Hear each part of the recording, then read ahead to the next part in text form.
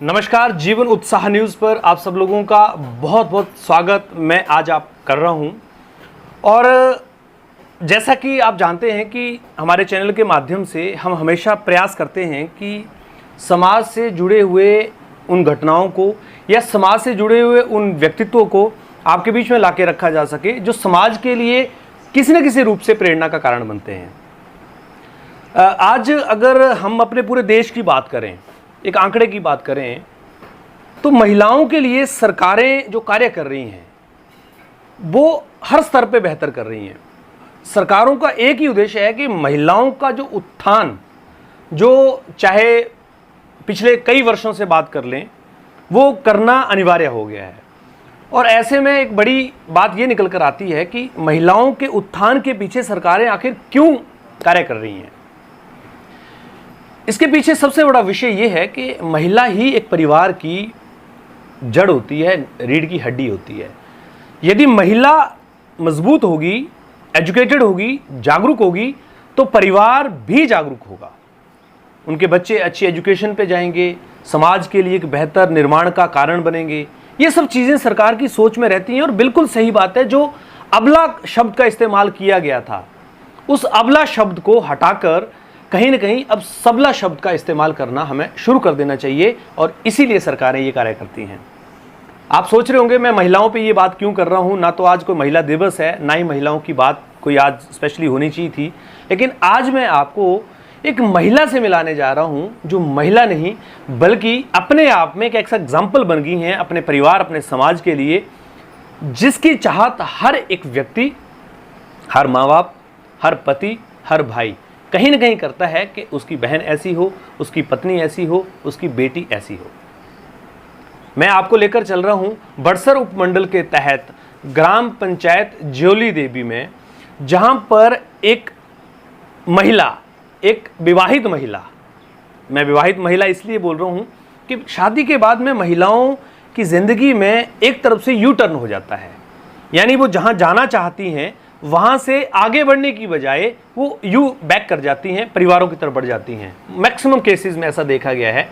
हाँ, कुछ केसेस ऐसे हैं जहाँ पर अगर उनका परिवार सपोर्टिव मिल जाए, उनके पति सपोर्टिव मिल जाए, उनके सास ससुर सपोर्टिव मिल जाएं, तो वो महिलाएं वहाँ से ग्रो करना शुरू कर देती हैं और अपनी ज़िंदगी के उस आयाम को छू लेती हैं जहाँ पर उनका सपना होता है, जिससे उनके पीछे उनके माता पिता को भी गर्व होता है। और हमने मैक्सिमम केसेस में देखा है कि उनके ससुराल पक्ष के लोगों को भी प्राउड फील होता है कि उन्हें ऐसी बहू मिली है जो समाज में आज उनका नाम उजागर कर रही है, उनका नाम समाज में एक बड़े स्तर पर ले जा रही है। तो चलिए, आज मैं ऐसी ही एक व्यक्तित्व, ऐसी ही एक महिला से मिलाने जा रहा हूँ जिन्होंने हिमाचल प्रदेश के एक बहुत ही एक बहुचर्चित कार्य को कर इस ट्रॉफी को जीता है। क्या है ये, इसको आप यहां देख रहे होंगे, विनर ऑफ मिसेस शान हिमाचल। यानी हिमाचल प्रदेश के ऐसी महिलाओं में अपना नाम लिखवा लिया जो टॉप लोगों में आती हैं, टॉप महिलाओं में आती हैं। तो मैं आपकी आज मुलाकात करा रहा हूं रुचिका चौहान जी से, और उनसे हम जानते हैं इस जिंदगी के सफ़र को लेकर उन्होंने किस तरह से अचीवमेंट किया, उनके माता पिता का क्या योगदान रहा, शादी के बाद इनके पति का क्या योगदान रहा और किस तरह से इन्होंने इसको अचीव किया है। चलिए आपकी मुलाकात कराते हैं ऐसी ही एक हस्ती से, जीवन उत्साह न्यूज़ के साथ। रुचिका जी, आपका बहुत बहुत स्वागत है जीवन उत्साह न्यूज़ के इस खास कार्यक्रम में। और सबसे पहले तो आपको बहुत सारी बधाइयाँ, ढेरों शुभकामनाएं कि आपने हिमाचल प्रदेश में अपने परिवार, अपने समाज का नाम रोशन करने के लिए एक बहुत ही बेहतरीन स्टेप उठाया है। हम चाहेंगे कि हमारे दर्शकों को आप बताएं कि ये सफ़र की शुरुआत कहाँ से हुई, कहाँ से आपने ये मिसेस शान हिमाचल को लेकर और इस तरह की प्रिपरेशंस की और किस तरह से आपने अपने इस गोल को अचीव करने के लिए कार्य किया। Thank you sir. सबसे पहले तो हर लड़की जिसका इस तरफ इंटरेस्ट होता है जी, वो सबसे पहले हिमाचल की है या उत्तराखंड की है, कहीं की भी है, वो वहाँ उस डिस्ट्रिक्ट की शान बनना चाहती है जी, उस स्टेट की शान बनना चाहती है। तो मैं बचपन से ही देखती आती थी, तो मेरा इंटरेस्ट जाता था कि मैं भी ऐसे, मुझे भी कभी क्राउन मिले, Okay. मुझे भी कभी ट्रॉफी मिले जिसे पहन के मुझे भी ऐसे बहुत अच्छा फील हो। तो मेरा सर बचपन से ही था। मेरे में बहुत से टैलेंट थे, जैसे कि मैं पोइट्री भी करती हूँ, मैं स्टोरीज भी लिखती हूँ, मैं स्केच ड्रॉ करती हूँ, मैं डांस करती हूँ, मैं सिंगर भी हूँ। तो सर मेरा ना स्टार्टिंग से ही था कि कहीं भी, जैसे मैं स्कूल में थी तो मैं हमेशा पार्टिसिपेट करती थी, चाहे जो भी चीज़ थी, और मुझे कभी मेरे पेरेंट्स ने नहीं रोका। जो कि उस टाइम जब मैं अपने स्कूल टाइम में थी तो मेरी बहुत सी ऐसी फ्रेंड्स थी जो वो इसलिए नहीं कर पाती थी क्योंकि उनके पेरेंट्स उनको करने नहीं देते थे। ठीक है सर। तो वहाँ से मेरी शुरुआत हुई। फिर जैसे जैसे मुझे पता चला कि इस तरह के कॉम्पिटिशन्स भी होते, तो मेरा ये एक सपना था। मिस इंडिया बहुत दूर की बात है, मैं मिस हिमाचल, मेरा सबसे पहला सपना था कि मैं मिस हिमाचल बनूंगी। लेकिन पढ़ाई थी, सब कुछ था, तो पहले मुझे ऐसे कुछ कॉन्टेस्ट नहीं मिला जिसमें मैं जा सकूं। तो सर जैसे मेरी शादी हुई 2020 में, तो शादी को अभी 1 ही महीना हुआ था, फरवरी में हुई थी, तो ये मेरे को मिले। जैसे कि मैं पोस्ट लाइक करती रहती थी इनकी, तो इन्होंने मेरे से कांटेक्ट किया कि मैम आप अगर इच्छुक हो मिसेस शान हिमाचल में आने के लिए तो आप हमसे कांटेक्ट कर सकते हो। तो मैंने वैसे ही उनसे बात की सोशल मीडिया के थ्रू। फिर जाना, उन्होंने मेरे को अपने सारे सर्टिफिकेट्स भेजे। मैं एक बात यहाँ पे बोलना चाहूँगी सर कि ऑनलाइन सोशल मीडिया पे कोई भी चीज़ बिना उनके सर्टिफिकेट्स देखे आप कभी मत जाइए, क्योंकि बहुत सी फ्रॉड चीज़ें होती हैं जिनका हमें पता नहीं होता है। तो अगर आप सोशल मीडिया के थ्रू जा रहे हो तो वो ज़रूर चेक करें सर। फिर उसके बाद सर लॉकडाउन लग गया, तो लॉकडाउन की वजह से उन्होंने बहुत से राउंड्स जो थे वो उन्होंने ऑनलाइन करवाए। तो उनमें मेरी सिलेक्शन आगे आगे होती रही। फिर सर 1 साल अभी कोविड का थोड़ा कम था, तो उन्होंने परमिशन ली जी। जो जिन्होंने ये करवाया उन्होंने परमिशन लेके सर अभी कल ही उन्होंने ये इवेंट करवाया है, मैंने उसमें पार्टिसिपेट किया और आज मैं यहाँ पे हूँ। ओके रुचिका, एक यहाँ पर मैं उन लड़कियों के लिए भी सवाल रखना चाहता हूँ जो हमारे आज समाज में किसी जगह पर जाना चाहती हैं, किसी भी लाइफ में, उनके लिए एक सबसे बड़ा चैलेंज होता है कि वो अपने फैमिली को लेकर कैसे विश्वास पे ले आएँ, जैसे अपने माँ बाप को। क्योंकि देखिए अगर माँ बाप अपने बच्चे को कहीं भी भेजते हैं तो उनका विश्वास ना टूटे, खासकर लड़कियों के मामले में। ऐसा आपने क्या किया कि जिसकी वजह से आपके फादर ने, आपकी मदर ने अभी कभी आपका विरोध नहीं किया इस कार्य को करने के लिए? जी सर, इसके लिए मैं बहुत ज़्यादा शुक्रगुजार हूँ कि मेरे पेरेंट्स बहुत ब्रॉड सोच के हैं, बहुत ब्रॉड माइंडेड हैं। जैसे जैसे ज़माना चलता गया वो वैसे वैसे चलते गए। ऐसा नहीं है कि 100 साल या 10 साल पुरानी बातें वो आज भी अप्लाई करेंगे कि ऐसा नहीं करना है, वैसा नहीं करना है। जैसे जैसे चलता गया वैसे वैसे ही वो अपने आप को बढ़ाते गए साथ में, समाज के साथ में सर। लेकिन एक विश्वास पाने के लिए बहुत जो ज़रूरी चीज़ होती है ना सर, कि हमें उनके भी पॉइंट्स को समझना है और अपनी सीमाओं में रह के, जो सबसे बड़ी बात होती है सर, अपनी सीमाओं में रह के ही हर वो काम करना है जो एक समाज को भी अच्छा लगे, घर वालों को भी अच्छा लगे। और जिस पॉइंट पे सर हमें पेरेंट्स को हमारे भरोसा हो जाता है कि हमारा बच्चा गलत नहीं करेगा, तो वो ऑटोमेटिकली आपका साथ देना शुरू कर देते हैं सर। वेरी ग्रेट मैसेज, बहुत अच्छी बात आपने कही। यहाँ तक तो बात आपकी शादी तक हुई, लेकिन जब आपकी शादी होगी जी सर, तो जिस लड़के के साथ आपकी शादी होनी है ऐसा ज़रूरी नहीं कि वो आपकी माँ बाप की जैसी सोच का हो। जी सर। तो वहाँ पर जाकर आपको किस तरह का माहौल मिलना शुरू हुआ और कैसे आपने उसको मैनेज किया? जी sir, very nice question sir. Actually मेरी अरेंज मैरिज हुई है सर, मेरे लिए लड़का घर वालों ने ही देखा था जी। तो सर ऐसा नहीं था कि आज लड़का देखा, कल मंगनी की, परसों शादी कर दी। सर बीच में हमें काफ़ी लंबा टाइम दिया गया एक दूसरे को समझने के लिए, जिसमें हम बात करते थे एक दूसरे से नॉर्मली, क्या उसके लाइक्स हैं, डिसलाइक्स हैं, मेरे क्या हैं, मैं किस तरह की सोच रखती हूँ, वो किस तरह की सोच रखते हैं, हमारे विचार मिलते हैं कि नहीं। हमने सर जाना परखा, उसके बाद ही शादी का हमने डिसीज़न लिया। 8-9 मंथ्स के बाद हमारी शादी हुई थी सर, जब से हमने एक दूसरे को जानना शुरू किया था। तो सर ये कोई भगवान की कृपा होगी कि जो मेरे ससुराल वाले हैं सर, वो भी मुझे मेरी फैमिली की तरह मिले हैं। उन्होंने मुझे कभी बहू नहीं समझा। जैसे कि मैं गलत नहीं बोलती इस सोच को, जैसे हमारी यहाँ की सोच होती है कि लड़की अगर अपने ससुराल में है तो वो पैंट नहीं वियर कर सकती, या वो लोअर नहीं वियर कर सकती, टी शर्ट नहीं वियर कर सकती। वहाँ पे ऐसा कुछ भी नहीं था सर। उन्होंने मुझे सीधा कहा कि बेटा जैसे आप रहते हो आप वैसे ही रहोगे, और इस घर को अपना ही समझना है। इस घर को कभी ऐसे नहीं समझना है कि ये ससुराल है सर। तो ऐसे शादी के बाद हर लड़की इमोशनल होती है। मुझे भी अपने मायके वालों की याद आती ही थी, पर ऐसा नहीं था कि मैं आती नहीं थी सर, मैं आती जाती रहती थी। मैं जितनी बार आऊँ जाऊँ मुझे कोई मना ही नहीं थी सर। तो मुझे एडजस्टमेंट करने में ज़्यादा कोई दिक्कतें नहीं हुई सर, क्योंकि ससुराल वाले बहुत अच्छे सर मिले। तो ऐसा एडजस्टमेंट करने में या उस माहौल में ढलने में मुझे ज़्यादा टाइम नहीं मिला सर। रुचिका, आपकी एजुकेशन हिमाचल प्रदेश में ही हुई, मुझे लगता है ज़्यादातर डिस्ट्रिक्ट हमीरपुर में ही हुई जी सर। जी सर। ये आपने भी अपने ससुराल की जो बात की है, एक बड़ा भ्रांति है हमारे समाज के अंदर कि जब एक बहू जाती है अपने ससुराल के अंदर तो ऐसा ज़रूरी नहीं कि वो इतनी यूज़र फ्रेंडली हो वहाँ के माहौल की। तो कई बार उससे गलतियाँ भी हो जाती हैं, और जाहिर स्वाभाविक सी बात है आपसे भी हुई होंगी और होती हैं। जी सर। जी। ऐसी सिचुएशंस में मैं एक क्वेश्चन इसलिए भी रखना चाहता हूँ कि मैं बहुत सारे लोगों को इस तरह चीज़ों में डील करते हुए देखता हूँ, और ये आपकी अचीवमेंट के साथ मैं जोड़ना चाहता हूँ।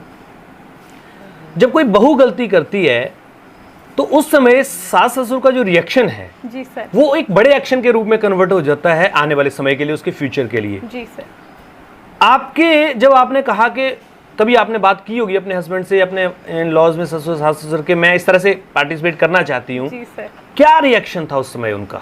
जी सर, एक्चुअली सर हमारी ऐसे बात नहीं हुई थी। मैंने जैसे मैंने पार्टिसिपेट किया, मैंने अपने हस्बैंड को बोला, उनको मेरे इंटरेस्ट पता थे पहले से ही, तो उन्होंने मुझे कहा कि ठीक है गो अहेड जाओ इसके लिए जी। तो मैंने ऐसा मेरा मतलब ये नहीं था कि उनको नहीं बताना है, बट मैंने सिंपल जो व्हाट्सएप पे स्टेटस हम लगा देते हैं वैसे लगाया। तो मेरे सासू माँ ने देखा वो स्टेटस, तो उन्होंने मेरे को फ़ोन किया। फिर जैसे हमारी रोज़ बात होती है तो उन्होंने फ़ोन किया, फिर मुझसे पूछा कि बेटा तूने कुछ डाला था पर मुझे समझ नहीं आया कि वो क्या था। तो फिर मैंने उन्हें समझाया कि मम्मी जी ऐसे ऐसे होता है, ऐसे ऐसे कपड़े पहन के जाते हैं, वहाँ पे मॉडलिंग करनी होती है, ये होता है।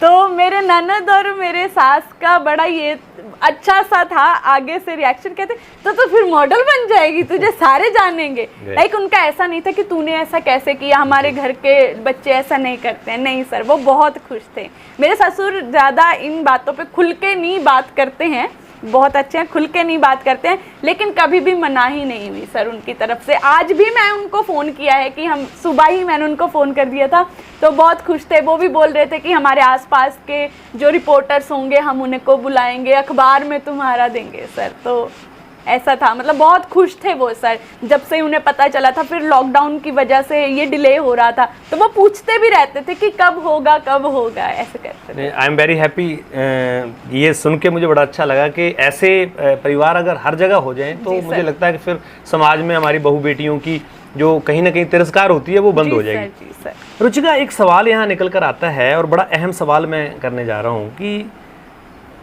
आपके पति ने जाहिर सी बात है आपको सपोर्ट किया है जी सर, लेकिन जब आप इस तरह की चीज़ों में इन्वॉल्व होते हैं तो आपको बहुत सारी तैयारियां भी करनी होती हैं, बहुत सारे चैलेंजेस भी रहते हैं जी सर। हो सकता है घर में काम करने का थोड़ा टाइम भी कम लगता हो, कई बार ऐसा होता है। जी सर, जी सर। आपके पति का खासकर आपकी सक्सेस के बीच में कितना बड़ा रोल रहा है? सर जितनी जो भी मैं आज हूँ इस टाइम, वो मेरे पति की वजह से हूँ। सबसे बड़ी बात कि अगर वो मुझे अलाउ नहीं करते इस चीज़ के लिए तो मैं, जाहिर सी बात है, मैं जा ही नहीं पाती आगे। तो उन्होंने मुझे हर टाइप से सपोर्ट किया सर।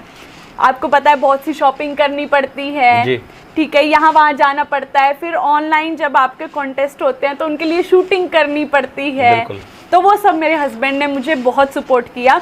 कई बार तो सर जैसे वीडियोस मांगते थे तो मैं वीडियो बनाने में बिजी होती थी तो वो मेरे लिए खाना बनाते थे, झाड़ू पोछा भी वो कर लेते थे, सब कुछ। लाइक ऐसा नहीं था कि तुम ऐसे कर रही हो मैं ये कर रहा हूँ, ऐसा कुछ नहीं था। हर एक एंगल से उन्होंने मुझे सपोर्ट किया है।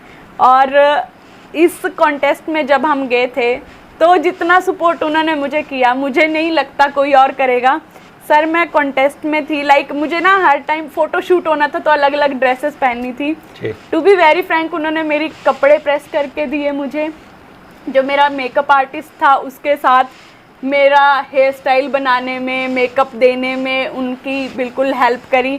इवन सर जब मैं रेडी हो रही थी तो उन्होंने मेरे सैंडल्स भी मुझे पहना दिए कि तू फटाफट अपना ऊपर से जो एक्सेसरी डालनी है डाल ले, और ये मैं करता हूँ सर। मैं नीचे होती थी, ये साथ में होते थे, तो इनको मैं पहले ही बता देती थी कि अब मैंने वो ड्रेस पहननी है तो ये फटाफट जाके ऊपर ड्रेस निकाल के बिल्कुल रेडी करते थे कि मुझे जाते सिर्फ वो उठा के पहननी होती थी और भागना होता था सर। तो इतना ज़्यादा मुझे सपोर्ट किया है। वेरी गुड, बहुत बढ़िया, बहुत अच्छा लगा सुन के। ये क्या करते हैं आपके हस्बैंड? सर वो अकाउंटेंट हैं, Okay. चंडीगढ़ में वो जॉब करते हैं। इससे पहले वो दुबई में जॉब करते थे, बट आफ्टर लॉकडाउन फिर वो हम चंडीगढ़ शिफ्ट हो गए सर। अभी आपका फ्यूचर को लेकर क्या प्लानिंग है इस इंडस्ट्री में, खासकर इस आगे को लेकर?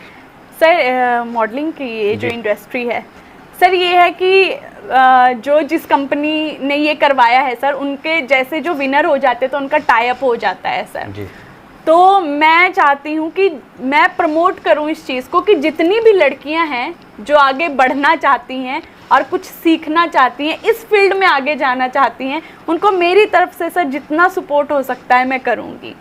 क्योंकि वहाँ पे बहुत अहम चीज़ें होती हैं कि चलना कैसे है, बोलना कैसे है, खड़े कैसे होना है, क्या बोलना है क्या नहीं बोलना है, वो बहुत सी चीज़ें होती हैं सर। तो मैं स्पेशली मैं सिखाना चाहती हूँ। और सेकंड सर, मुझे एक्टिंग का भी शौक़ है, तो अगर मुझे मौका मिले किसी भी पहाड़ी गाने में या पहाड़ी शॉर्ट फिल्म में, लॉन्ग फिल्म में, तो मैं ज़रूर, मैं बहुत खुशकिस्मत होंगी और मैं करना चाहूँगी उसको। ग्रेट।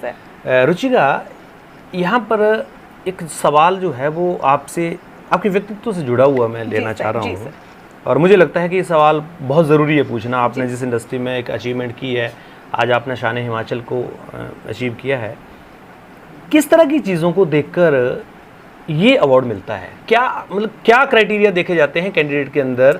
जैसे आप विनर हैं तो क्या क्या चीज़ों पे आपसे उन्होंने कॉन्टेस्ट कराए, क्या क्या चीज़ों को ध्यान रखा, क्या देखा? आपका पर्सनैलिटी देखा, आपके बात करने का तरीका देखा, आपका रैंप वॉक देखा, आपका क्या है क्राइटेरिया?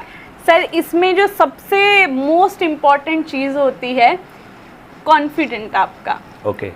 अगर आप फेस कर सकते हो, लोगों को फेस कर सकते हो, तो वो आपका सबसे बड़ा प्लस पॉइंट है। क्योंकि सर जो बाकी की चीज़ें हैं, मैं बताऊं आपको, ग्रूमिंग करने वाले आपको मिल जाते हैं, ड्रेसेस बताने वाले मिल जाते हैं, रैंप वॉक सिखाने वाले मिल जाते हैं, बट जो अहम चीज़ होती है वो कॉन्फिडेंस होता है। कि आप कितने कॉन्फिडेंट हो, आप बोलने के लिए कितने सही हो। क्योंकि सर लॉजिकल क्वेश्चनर एक राउंड होता है जिसके बेस पे ही सबसे ज़्यादा मार्क्स लगते हैं।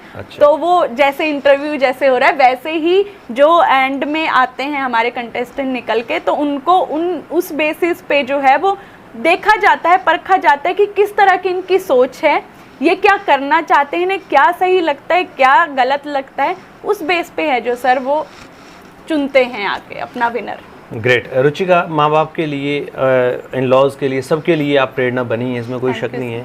आज गांव के लोग भी आपके यहाँ पर इंटरव्यू में बैठे हैं, वो सब लोग आपको देख रहे हैं, हमारे बुजुर्ग भी बीच में बैठे हुए हैं। जी सर। क्या एक मैसेज जो है हमारे यूथ, हमारे जो लड़कियां हैं खासकर, जो आज कहीं ना कहीं ये सोच के अपनी ज़िंदगी में अपना आगे ले जा रही हैं कि कैसे न कैसे करके अपनी पढ़ाई हो जाए, अपनी शादी हो जाए, क्या मैसेज? सर सबसे बड़ी बात कि जो भी सपने हैं उन्हें दबाना नहीं चाहिए। मैं लड़कियों को यही बात बोलूँ। अगर हमारे में क्या है ना सर, हिमाचल की मैं स्पेशली बात करूँ, बच्चे और पेरेंट्स खुल के बात ही नहीं कर पाते हैं जी। पेरेंट्स को पता ही नहीं होता बच्चा क्या चाहता है, बच्चे को पता ही नहीं होता कि उसके जो पेरेंट्स है वो किस लेवल तक उसका साथ दे सकते हैं सर। तो मैं यही कहूँगी कि बच्चे और पेरेंट में एक कन्वर्सेशन होनी चाहिए, क्या उन्हें पसंद है क्या नहीं, उन्हें क्या है कैसे है सर, वो एक बात होनी चाहिए। और सेकंड मोस्ट जो इम्पोर्टेंट चीज़ है कि एक दूसरे को समझना चाहिए जी, कि जो वो चाह रहा है वो सही है कि गलत है, और हमारा बच्चा कहाँ जा रहा है कहाँ नहीं जा रहा है।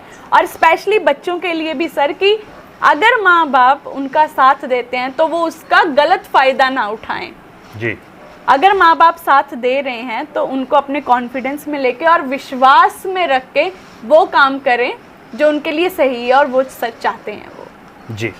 तो रुचिका, आपने बहुत अच्छी जानकारियाँ दी, हम आपके भविष्य के लिए भी शुभकामनाएं देते हैं। Thank you sir. और आपके परिवार को खासकर धन्यवाद देते हैं कि आपने इतना सपोर्ट आपको किया है, जिसकी वजह से आज आप समाज के बीच में एक चेहरा बन के उभर कर आए हैं। हम ये हमेशा उम्मीद करते हैं, विश्वास करते हैं कि आप इसी विश्वास को बरकरार रखेंगी, इसी विश्वास के साथ अपने परिवार, अपने समाज को एक नई दिशा देंगी। इन्हीं शुभकामनाओं के साथ आपका बहुत बहुत धन्यवाद। Thank you sir, thank you so much. तो दोस्तों, आज हमने आपकी मुलाकात कराई हिमाचल प्रदेश में एक ऐसी महिला की जिसको हम एक समाज का एक चेहरा मान सकते हैं, क्योंकि एक अवार्ड अचीव करना किसी भी स्तर पर अपने आप में एक बहुत बड़ी बात होती है। चाहे 100 महिलाओं को ही इन्होंने कम्पिटिट किया हो, ये अपने आप में एक बड़ी बात है। हमें अपने बच्चों को, अपनी बेटियों को इस तरफ बढ़ाना चाहिए। ज़रूरी नहीं इसी फील्ड में, किसी भी फील्ड में जहाँ उनका इंटरेस्ट है, जहाँ वो कुछ करना चाहती हैं, उनका दमन मत कीजिए, उनको बढ़ाइए आगे, क्योंकि सरकारें भी यही चाहती हैं और समाज भी यही चाहता है। क्योंकि महिला जागरूक होगी, महिला पढ़ी लिखी होगी, महिला अगर समाज को रिप्रेजेंट करने वाली होगी, और जो कि आजकल देख ही रहे आप, कर ही रही हैं महिलाएं, कहीं किसी जगह पर भी कम नहीं है। बस ज़रूरत है कि उनको उनकी ताकत का एहसास करवाकर हमें अपनी जिम्मेवारियां निभानी पड़ेगी। पतियों को अपनी जिम्मेवारी निभानी पड़ेगी, माता पिता को अपनी जिम्मेवारी निभानी पड़ेगी, और सास ससुर को अपनी जिम्मेवारी निभानी पड़ेगी कि ये हमारी बहू नहीं, हमारी बेटी है। इस बात को सिद्ध भी करना पड़ेगा, केवल कागज़ों में इस बात को लिखकर नहीं होगा। जीवनसा न्यूज़ के साथ आप इस तरह से बने रहिए, और हम हमेशा प्रयास करते हैं कि इस तरह की चीज़ें आपके सामने लाई जाएं, ताकि आप भी समाज के लिए कुछ योगदान देने की कोशिश करें। क्योंकि कमाते तो सब अपने लिए ही हैं, लेकिन जब आप समाज के लिए, समाज के उत्थान के लिए कोई कार्य करते हैं, तो उससे सामाजिक कार्य बोलते हैं, और उससे समाज में आपके परिवार, आपके वंश का नाम जो है वो रोशन होता है। और शायद इसीलिए हम हमारे घर में बच्चों को हम इसलिए जन्म देते हैं कि हमारा वंश चले, हमारी कोई जानकारी हो, हमारा कोई लोग जाने कि हाँ इनका भी कोई है। ये सब हमारी कहीं ना कहीं एक धारणा रहती है, और यही धारणाएं हमारे बच्चों के बीच में जब निकल कर, संस्कार बनकर निकल कर आती हैं, यही हमारी अचीवमेंट्स होती हैं। इससे बड़ी दौलत कोई नहीं है। अगर आपको ये इंटरव्यू अच्छा लगा हो तो आप ज़रूर शेयर कीजिए। अब आप इंस्टाग्राम पे भी हमारे वीडियोस को देख सकते हैं, आप वहाँ पर भी हमें फॉलो कीजिए, फेसबुक पे फॉलो कीजिए, और यूट्यूब पे भी आप हमारे चैनल को सब्सक्राइब कर लीजिए। बहुत बहुत धन्यवाद।